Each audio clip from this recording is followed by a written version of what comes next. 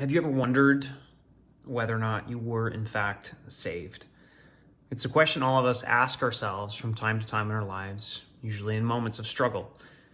And I found this online years ago, and it's been a comfort to me to listen to it periodically and remind myself of it. Check it out. I come at it two ways, one theological, the other one very practical. I'll start with the practical one. When people ask me, how can I know if I'm saved? I ask them, do you love the biblical Christ perfectly?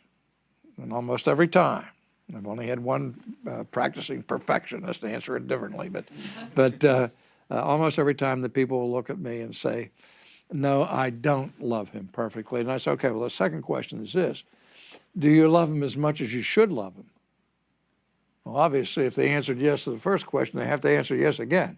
I say, okay, so now they're just, whatever assurance they might be had is starting to dissolve away just by these questions. I said, let me answer the third question. This is a critical question. Do you love the biblical Jesus at all? Do you have any affection in your heart for the Christ of the New Testament? And if they say yes to that, then I can say, okay, how can you possibly have any affection for Jesus unless you were born of the Holy Spirit?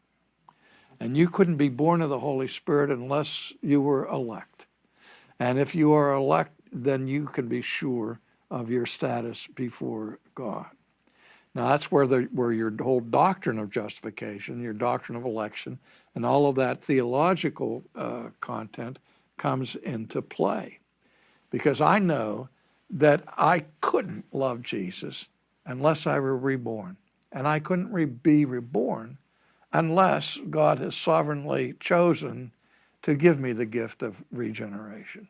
And so there my theology supports my confidence that he will finish what he has started and that I can have my full trust in